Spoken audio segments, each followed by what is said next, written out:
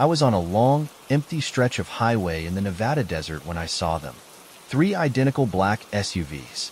They appeared in my mirror out of nowhere, their headlights piercing the night like silent predators. I had been driving for hours without seeing another vehicle, just me and the dark ribbon of asphalt cutting through the desert. But suddenly, there they were. No logos, no markings, and worst of all, no license plates.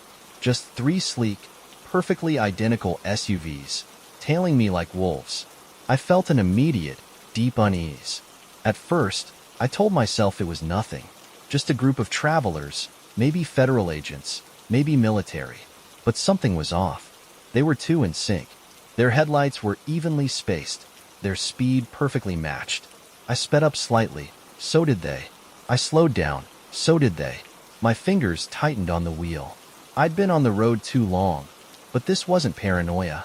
They were watching me, and they wanted me to know it. Miles passed. The black SUVs stayed right behind me, never passing, never falling back. The desert stretched endlessly on either side of the road. Nothing but blackness, rolling hills of sand, and distant mountain silhouettes under the moonlight. I checked my fuel gauge. Half a tank. Enough to keep moving. I flicked my high beams on, hoping to catch a better look at them in the mirror. But the moment I did, all 3 SUVs turned off their headlights. My stomach dropped. They were still there. I could barely see their black silhouettes behind me, keeping pace, their presence even more unsettling now that they were shrouded in darkness. It was like they wanted to show me that they didn't need lights to see. The next thing they did made my skin crawl. They spread out. One moved into the left lane, another to the right, flanking me on both sides. The third remained directly behind me. I was boxed in. I couldn't escape. My pulse pounded in my ears. I swallowed hard, my throat dry. What the hell was this? A hijacking? Some kind of secret government operation? I glanced at my CB radio, debating whether to call for help. But what would I even say? Yeah, I've got 3 SUVs surrounding me, no plates, no lights? Would anyone even believe me? Then, all 3 SUVs turned onto a dirt road, at the exact same moment, like they had practiced it. Their black shapes disappeared into the desert, swallowed by the shadows. Just like that, they were gone. I let out a breath I hadn't realized I was holding. I checked my mirrors again, half expecting them to reappear. But the road was empty. They had turned off onto a nowhere road. No signs, no exits, just a path leading into the vast emptiness of the desert. I should have kept driving. I should have let it go. But something gnawed at me. Something felt unfinished. And against every bit of common sense I had, I slowed down. I pulled onto the shoulder, my truck rumbling beneath me as I leaned forward, squinting into the desert. The dirt road stretched into the darkness, tire tracks barely visible in the dust. I waited, watching. Nothing. No sign of the SUVs. No taillights in the distance. It was like they had been swallowed whole. I turned off my engine and rolled down the window. The desert air was still, cold. Then, from the far-off darkness, a low, mechanical hum. Deep, wrong, like something massive, underground, shifting. A vibration ran through my truck, faint but unmistakable. My instincts screamed at me to leave. I threw the truck into gear and hit the gas, the tires kicking up dust as I sped away. But even as I drove, my eyes kept flicking to the side mirror, to that empty dirt road, because deep down, I knew. Whatever the hell those SUVs were, whatever they were a part of, I had almost found it. And maybe, just maybe, it had almost found me too. The next few hours were a blur. I didn't stop, didn't take my usual break at the next rest stop, just drove. My mind raced with questions. Who were they? Where were they going? And most unsettling of all, why had they boxed me in, then let me go? It didn't feel like a mistake. It felt like a warning. Like they were showing me what they could do, what they would do if I had followed them. I reached my drop-off point just after dawn. The sun rising over the mountains should have made me feel better, but it didn't. I kept thinking about that hum, that vibration, that sense of something massive shifting under the desert. I told myself I would let it go, that I'd forget, that I'd move on, and I almost did. Until, a week later, I stopped at a truck stop diner. I was drinking my coffee, flipping through my notes, when I overheard two other truckers talking at the next table. I wasn't paying attention until I heard one of them say, "3 black SUVs. No plates." I froze. The second trucker nodded. "Yup. Same thing happened to me. Last year, out on Highway 50. Thought I was crazy." The first trucker shook his head. "Nah, man. Not crazy. Those things? They're real. And if you follow him..." He trailed off. Then, in a low, serious voice, "You don't come back." My hands went cold. I wanted to ask them more. I wanted to tell them what I saw. But some part of me already knew. I wasn't the first to see those SUVs. And I wouldn't be the last. But one thing was clear. Whatever they were doing out there in the desert, it wasn't meant to be seen. And I had gotten way too close.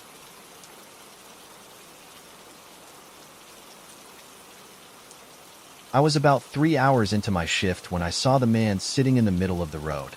It was 3 a.m., pitch black outside, and I was driving through a quiet stretch of highway in Pennsylvania.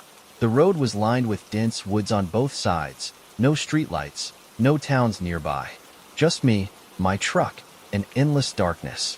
Then, out of nowhere, he was there. At first, I thought it was roadkill. A dark shape slumped over the asphalt. But as my headlights swept forward, I saw the details. A man, sitting cross-legged right in the middle of the highway. His head was down, hood up, face hidden. He didn't flinch as my high beams hit him. Didn't move as the roar of my truck approached. Just sat there, completely motionless. I slowed down, my stomach twisting. Something felt wrong. A normal person wouldn't just sit in the road like that. Not at this hour. Not here. I flicked my high beams and laid on the horn. No reaction. The guy didn't even twitch. I was close enough now that I could see his hands, pale and still, resting on his knees. I was going too fast to stop in time, and at the last second, I swerved into the other lane to avoid hitting him. As I passed, I got a better look. His hoodie was dirty, torn in places. His hands were covered in something dark. I barely had time to process it before I flew past him. But something about the way he sat there, completely still, like he was waiting, made my skin crawl. I checked my mirrors. That's when I saw it. A second figure, standing at the tree line, just beyond the glow of my taillights. A tall, thin silhouette, facing the road, watching. A third figure stepped out of the woods. Then a fourth. Shapes moving in the dark. Too many, all watching. I gripped the wheel, my pulse roaring. What the hell was this? A setup? Some kind of gang? My mind raced as I pressed the gas, putting distance between me and whatever the hell I had just seen. But then, a loud thud from the back of the truck, like something had hitched a ride. I swallowed hard, checking my side mirrors. Nothing. I flicked on the cargo lights, illuminating the trailer. Still nothing. But I knew what I heard. Something had hit the truck. Or someone. My heart hammered as I grabbed my CB radio. "This is Big Rig 509. I think I just..." A burst of static cut me off. Then, through the white noise, a voice. Low, crackling. A whisper. "Let us in." I felt a chill run through me. No. I dropped the radio, my foot pressing harder on the accelerator. The truck groaned as it picked up speed, the dark road stretching endlessly ahead. I checked the mirrors again. Still nothing. But the feeling didn't go away. I wasn't alone. Then, out of the corner of my eye, movement. I turned my head just in time to see a pale hand press against the passenger side window, long fingers dragging across the glass. I swerved instinctively, my stomach twisting in terror. I knew I had locked my doors. I knew no one should be there. But when I glanced at the window again, the hand was gone. I gritted my teeth, forcing myself to focus on the road. I needed to get to a populated area. A gas station, a way station, a rest stop, anything. Then, a sound from the roof of the cab. A soft scrape, like fingernails on metal. Then, a knock. 3 soft, deliberate taps. From directly above me. I wanted to stop. I wanted to slam on the brakes and run. But I knew. Knew. That if I stopped now, I wouldn't be leaving this road. The truck stop appeared like a beacon in the distance. A lonely gas station, its fluorescent lights flickering weakly against the night. I didn't hesitate. I pulled into the lot, my tires screeching against the pavement. The moment I put the truck in park, I bolted out of the cab. The cold air hit me hard, but I barely noticed. I turned to the truck, half expecting to see something. A face peering out from the sleeper cab, a shadow slipping off the roof. But there was nothing, just my truck, and the silence. I forced myself to breathe. I needed to check the trailer. My hands shook as I grabbed the latch, yanking it open. The doors swung wide. The cargo was untouched. But there, on the inside of the doors, were handprints, dozens of them, smeared, scattered, some too high to make sense, like whoever made them had been crawling. And at the very center, a red envelope, waiting for me. I stared at it, my breath catching in my throat. The same kind of envelope people get for holidays, birthdays, Valentine's Day. But I already knew this wasn't a love letter. My fingers trembled as I picked it up. I peeled the flap open, heart hammering. Inside, written in small, neat handwriting, "You should have stopped." I left the truck stop that night, drove to the next town, parked in a well-lit lot, surrounded by people. Didn't sleep, didn't touch the envelope again. By morning, it was gone. I checked the trailer doors, clean, like it had never been there at all. That was 2 years ago. I don't take back roads anymore. I don't stop for people in the road. And I never drive that stretch of highway at 3 a.m. But sometimes, when I check my mirrors at night, for just a split second, I think I see someone sitting in the middle of the road, waiting, and I press the gas. Because now, I know, if you stop for them, they don't let you leave.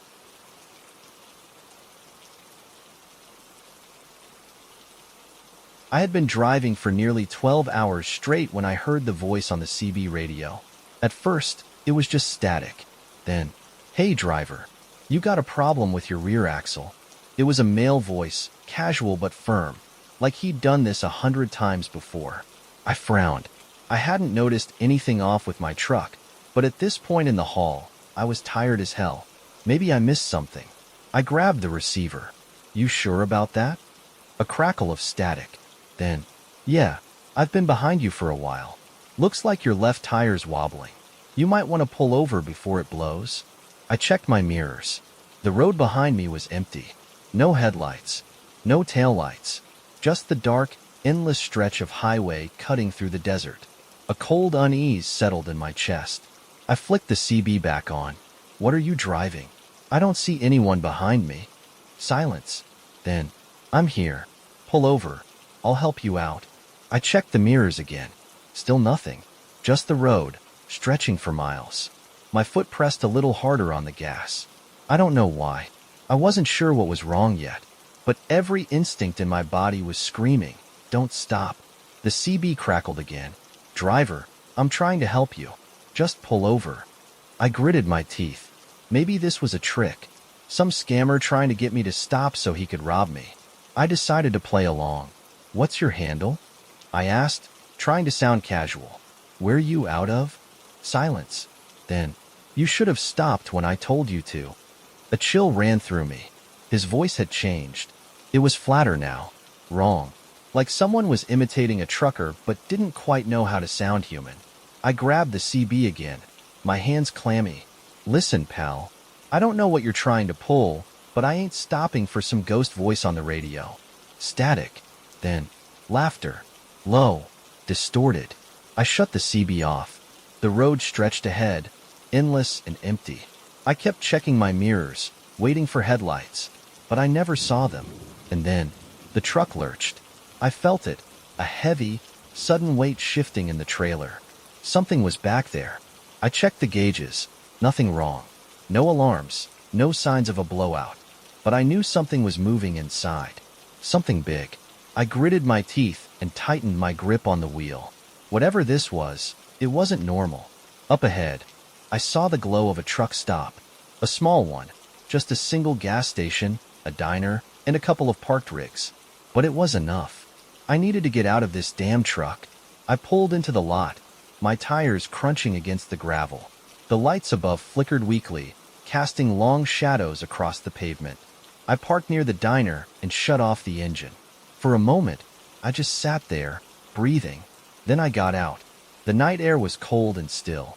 I walked toward the back of the truck, my boots scuffing against the ground. The trailer loomed ahead of me, massive and silent. I hesitated before reaching for the latch. My gut told me not to, but I had to know. I yanked it open. The doors swung wide, and my stomach dropped. There were handprints all over the inside of the trailer, dozens of them, smeared, overlapping. Too many fingers, too long, and at the very center, a red envelope, waiting. I didn't move, didn't breathe. The world felt wrong, like I had just stepped into something I wasn't supposed to see. The envelope was perfectly placed, like someone had left it just for me. My hands trembled as I reached for it. The paper was warm. I peeled it open, my breath tight in my chest. Inside, written in small, careful handwriting, "Check your mirrors." I turned. The lot was empty, but I felt it, that heavy weight of something watching me. I forced myself to move, walking briskly back toward the cab. Every step felt too slow. I climbed inside, locked the doors, and flicked on the interior lights. The truck stop was still there. The diner, the pumps, the parked rigs. But in my side mirror, I saw something move. A shape in the darkness, just beyond the edge of the lot. Tall, thin, waiting. I hit the ignition, my hands shaking. The CB crackled to life. The same voice, now closer. "Driver, you should have stopped." I slammed the gas. I didn't look back. I sped through the night. The truck stopped, vanishing in my rear view. The CB stayed silent. No more voices. No more laughter. But the feeling never left. Something had been in my truck, and I had almost let it in. I made my drop the next day. Didn't tell anyone. Didn't check the trailer again. But when I stopped for fuel hours later, I found another red envelope, tucked under the windshield wiper. I didn't open it. I just left. Because now, I understand. Some roads don't want you to leave. And some voices aren't human.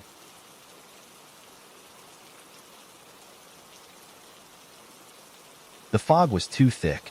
I should have pulled over, but I didn't. I'd been hauling freight through rural Indiana all night, just a long, straight road surrounded by open fields and patches of forest. Everything was fine, until the fog rolled in. It wasn't gradual. 1 second, the road was clear. The next, I was driving through solid white. My headlights barely cut through it. The road felt narrower, like the fog was closing in. I checked my GPS. No towns nearby, no truck stops for another 30 miles. I had no choice. I had to keep driving. The CB was silent. No cars behind me. No taillights ahead. Just the faint glow of my dashboard and the steady hum of the engine. But I wasn't alone. I could feel it. Then, up ahead, headlights. Faint, barely visible through the fog. Another truck. It was moving fast. Too fast. I flashed my high beams. No reaction. It kept coming, barreling straight toward me, like it didn't see me at all. I laid on the horn. Still nothing. The distance closed. 200 feet. 50. It should have hit me. But at the last second, it disappeared. I gasped. My hands white-knuckled on the wheel. No crash. No impact. Just empty road. Like the truck had never been there at all. I checked my mirrors. Nothing behind me. Nothing ahead. I was alone again. Or at least, I thought I was. A noise crackled through the CB radio. Not static. Breathing. Low. Slow. Like someone was listening. My stomach turned. Then, through the static, a voice. "Did you see it?" My breath caught in my throat. I grabbed the receiver with shaking hands. "Who is this?" Silence. Then, "You almost let it in." The voice was flat. Wrong. Like it wasn't used to speaking. I swallowed hard, my pulse pounding. "What do you mean?" The CB crackled. Then, laughter. Slow. Distorted. I shut the radio off. The road felt longer. Like I wasn't getting anywhere. I checked the clock. 3:13 a.m. I had been driving for hours. But my GPS said I had only gone 5 miles. I gritted my teeth. The fog was messing with my mind. That's all it was. Just keep driving. Then, I saw it. A gas station. Its neon sign flickered weakly through the fog. I hadn't seen any stops on the GPS, but I didn't care. I needed to get off the road. I pulled in, my tires crunching against wet pavement. The lot was empty.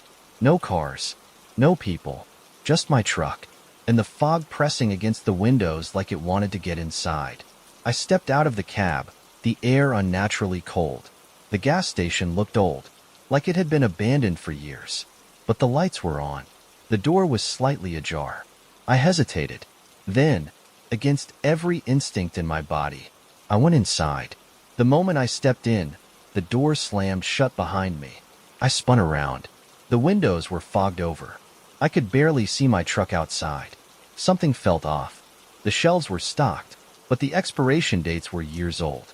The air smelled wrong, like something rotting. A single red envelope sat on the counter, waiting.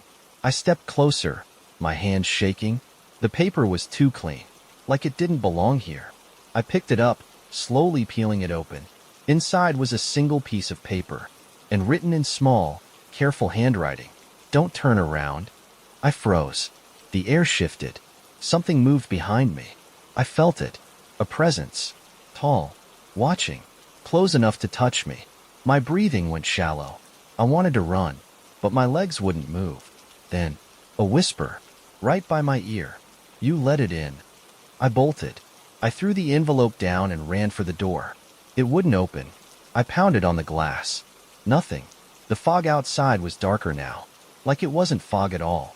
Like it was something else. Something that had been waiting for me. The lights flickered. Then, the freezer doors at the back of the store swung open, and I saw it. A shape. Twisted. Wrong. Tall. Its limbs too long. Its face was almost human. But the eyes. Black voids. Empty. Hollow. And it was smiling. Not with its mouth. With its whole face. I slammed my shoulder into the door. The glass didn't break. I turned back, and the thing was closer. I closed my eyes. I didn't want to see. Didn't want to let it in. Then, the door burst open. I fell onto the pavement, gasping for air. The fog was gone. The gas station was gone. Just the road. Empty. Silent. Like it had never been there at all. I ran back to my truck, throwing myself inside. I turned the key. The engine roared to life. I sped out of there without looking back. Hours later, I pulled into a rest stop. The sun was rising. The fog was gone. I sat there, trying to process what had happened. And then I saw it. On the passenger seat. A red envelope. I didn't touch it. I didn't open it. I just sat there, heart pounding, because I already knew what it would say. "You turned around." I don't drive through fog anymore. I don't stop at gas stations that aren't on the map. And if I ever hear a voice on the CB radio at 3 a.m., I don't answer. Because now I know. Some things out there aren't human, and they're waiting for someone to let them in.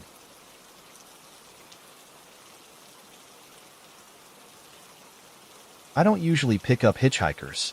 Truckers have a rule: never stop for people on the side of the road. It's not just about safety.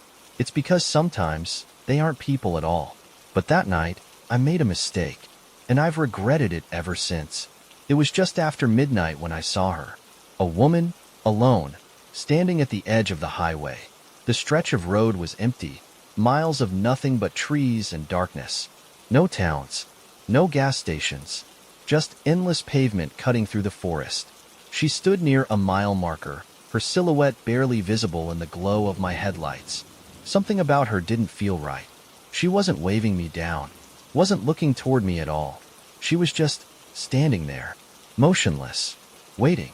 I told myself to keep driving, but I hesitated. Maybe her car had broken down. Maybe she was in danger. I slowed the truck, rolling to a stop beside her. Up close, she looked too thin. Her clothes were light, too light for the cold. A dress, torn at the edges. No coat, no bag. She turned her head slightly, but I couldn't see her eyes beneath the shadow of her hair. I rolled down the window. "You okay? Need a ride?" She didn't answer right away.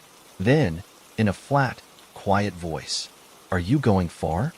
Her tone was strange, like she already knew the answer. A sharp chill ran down my spine, but I forced a nod. "Yeah, hop in." And that's when I made my mistake. She climbed into the cab without a word. Didn't ask where I was headed. Didn't even hesitate. I watched as she settled into the passenger seat. She didn't buckle up. Didn't adjust her seat. Just sat there. Stiff. Still. I pulled back onto the highway, trying to shake the uneasy feeling in my gut. The silence stretched. I cleared my throat. So, where you headed? Her head turned slowly toward me. Nowhere. I gripped the wheel tighter. The air inside the cab felt heavy. I focused on the road, my stomach twisting. Something was off. The way she sat, the way she barely moved. It wasn't normal. Then, from the corner of my eye, I saw her smile. Not a friendly smile. Not a relieved smile. A knowing smile. Like she had been waiting for this moment. Like she had been waiting for me. The miles stretched on. The radio crackled with faint static, but I left it off. I didn't want to hear it. Didn't want to hear anything. Then, she spoke again. You drive this road often? Her voice was too even, too calm. I swallowed hard. Sometimes. She nodded slowly. I know. My stomach dropped. She knows? I checked the mirror. The road behind us was empty. The trees outside the windows looked wrong, like they were leaning in closer. The woman hadn't moved, hadn't blinked, just sat there, staring straight ahead. And then she said, I've ridden with you before. I nearly slammed the brakes. No, impossible. I had never seen this woman before in my life. I forced a laugh. You must have me confused with someone else? She turned her head slightly. No, I remember you. Her lips curled at the edges. You picked me up before. I felt a cold weight settle in my chest. I don't pick up hitchhikers. Not ever. A sign appeared up ahead. 20 miles to the next town. I clenched my jaw. Just get there. Drop her off. Forget about this. Then, she reached into her pocket, pulled something out, and set it on the dashboard. A red envelope. I stared at it. The paper was smooth, untouched. But I knew it was meant for me. My breath turned shallow. What is that? She smiled again. You'll see. The envelope just sat there, waiting. I didn't touch it, didn't dare. Then, she spoke again. You didn't remember me last time either. A cold chill crawled up my spine. The way she said it, so casual, so certain, like she had been in this seat before, like she had been in this truck before. I pressed the gas. I just needed to get to the town. 5 miles left. The lights of a gas station flickered in the distance. Almost there. I glanced at the woman. She was gone. The seat was empty, but the red envelope was still there. I slammed the brakes, skidding into the gas station lot. My hands were shaking as I grabbed the envelope. I didn't want to open it, but something forced me to. Inside was a single note, written in small, careful handwriting. See you again next time. I checked the mirrors, checked the road. She was gone, but deep down I knew she wasn't done with me. I don't pick up hitchhikers anymore, but sometimes, when I pass that stretch of road, I see a woman standing there, waiting, and I press the gas, because now, I understand, she always finds a way back in.